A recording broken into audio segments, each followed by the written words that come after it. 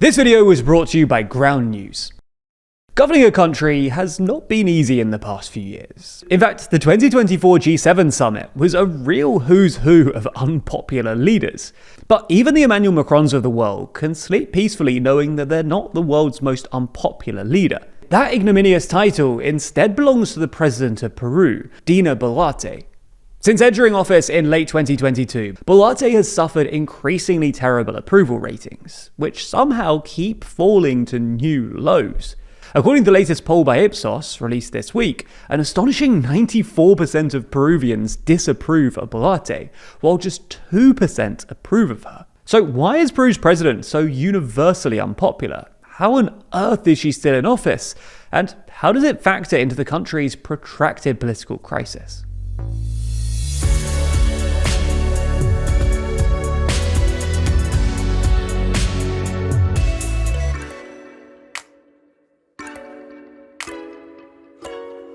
If you're a TLDR fan and want to support the channel, then consider picking up a copy of our magazine. Too Long helps to fund all of our journalism and allows us to make free videos on YouTube like this one. You can learn more and buy a copy by clicking a link in the description.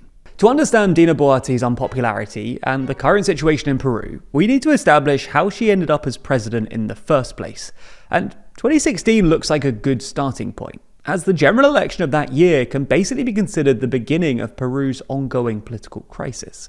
That election saw Pedro Pablo Kuczynski elected as president, narrowly defeating Keiko Fujimori, daughter of the former dictator, by a quarter of a percentage point.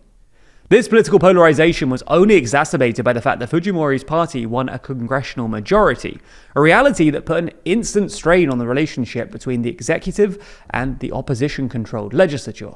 Then, in 2017, Kuczynski survived an impeachment vote, but resigned ahead of a second impeachment attempt in March 2018, amid a vote-buying scandal. He was then succeeded by his vice president, Martin Vizcarra, whose focus on anti-corruption reform saw him quickly clash with Congress, and in November 2020, he was controversially impeached. Head of Congress Manuel Merino then assumed the presidency, but mass protests against the removal of his predecessor forced him to resign after just 5 days. Francisco Sagasti was then drafted in to temporarily lead Peru into the scheduled 2021 elections. Elections which saw leftist outsider Pedro Castillo narrowly beat right-winger Keiko Fujimori. But Castillo's presidency was characterized by instability, with seemingly constant cabinet reshuffles and tension with Congress. Ahead of a third impeachment attempt, Castillo tried to dissolve Congress and rule by decree, a move that saw him impeached and then arrested. And so, Castillo's vice president, Dina Boluarte, became president in late 2022, Peru's 7th president in as many years. Although Castillo was not a popular president, he did have a base of support among Peru's marginalized, poorer, rural and indigenous populations, particularly in the Andean mountain regions. So protests erupted in the aftermath of his removal, demanding Boluarte's resignation and fresh presidential and congressional elections. This social unrest was met with government repression, resulting in dozens of deaths. Amnesty International said that the Peruvian army and police unlawfully fired lethal weapons and used other less lethal weapons indiscriminately against the population, particularly against indigenous people and rural workers. This violence only galvanized the protests, and polls suggest that a sizable majority of Peruvians agreed with the protesters' demands for earlier elections, rather than waiting for the scheduled 2026 vote. But Boluarte consistently rejected calls for her resignation, and while in response to the protests she did request early elections, the also deeply unpopular Peruvian Congress voted down the proposal several times. So the state violence committed during the protests, Boluarte's steadfast refusal to resign, and her inability to bring about early elections have all contributed to her unpopularity. However, that's far from the whole story here. The constant dynamic in Peruvian politics since at least 2016 has been hostility between Congress and presidents, which, according to the International Crisis Group, has fueled ferocious constitutional crises that have led to the downfall of at least 3 of the last 6 presidents. However, Boluarte has largely managed to build a relative calm in the executive-legislative relationship by forging a working relationship with mostly conservative factions in Congress, business elites, and the security forces. This has helped keep her in office, but has undoubtedly led to a detrimental impact on her approval. Boluarte's reliance on the political right has been seen as a betrayal by those who elected her as Castillo's vice president on a left-wing ticket. And it's important to emphasize that Congress itself is also deeply unpopular, with just 7% approval. Anyway, this relationship has been described by some analysts as a sort of co-government between Boluarte and the Congress, though The Economist is even less generous, writing last year that it is in fact Congress that's in charge, not Boluarte. Nevertheless, that hasn't prevented her from becoming caught up in a number of her own scandals, further damaging her standing. Rolexgate, referring to Boluarte's habit of wearing questionably luxurious luxury watches and jewellery, is among the most prominent of these, sparking accusations of corruption and illicit enrichment, which she denies.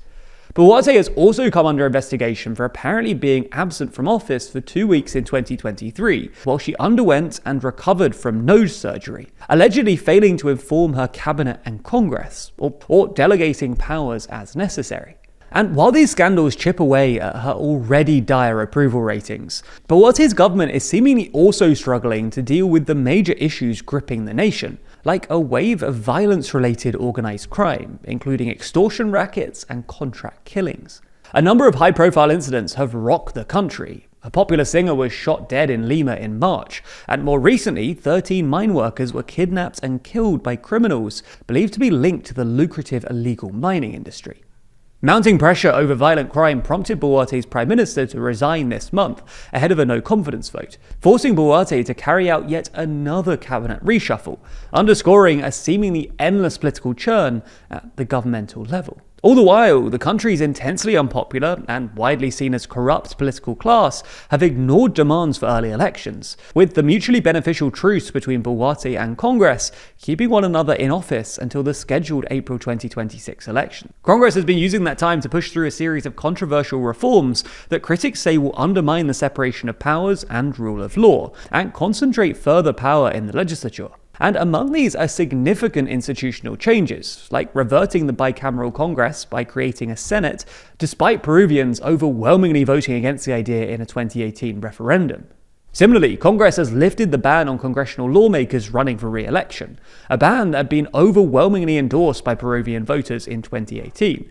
Among other things, Congress is also exerting pressure on the judiciary and civil society, for example by ousting members of the National Board of Justice and approving a so-called anti-NGO law that expands governmental authority over foreign-funded organizations.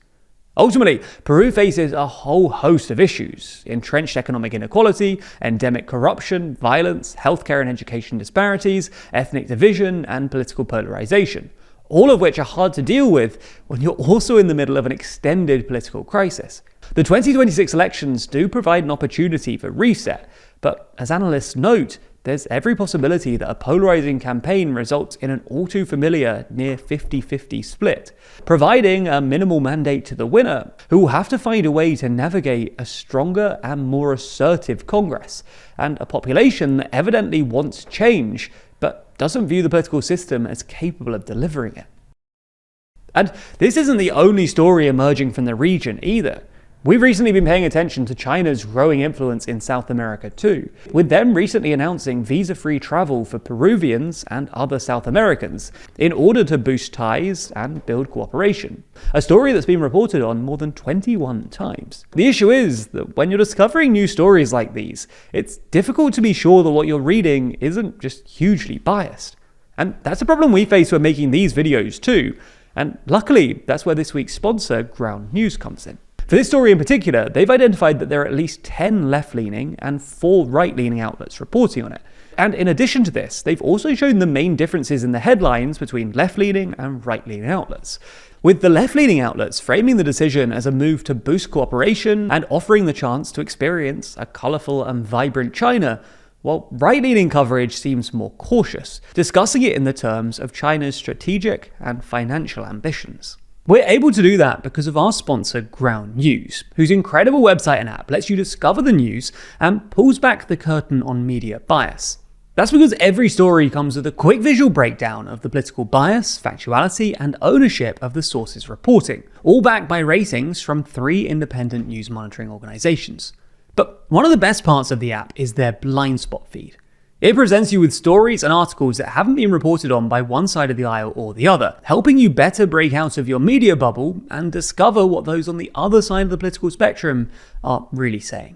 This is all in addition to the bias distribution we mentioned earlier. And together, these fantastic features help you to figure out exactly who's behind the stories you're reading and what agenda they might have. Ground News is such a useful tool for our current media landscape, and I think that an app like this will only become more essential as the media landscape continues to evolve. So if you're interested in everything that Ground News has to offer, you can get 40% off the Unlimited Access Vantage plan by using the link in the description, or by scanning the QR code on screen. And this offer is only available here, so make sure you go to ground.news/TLDR or click the link in the description to get started and support an independent news platform working to make the media landscape more transparent.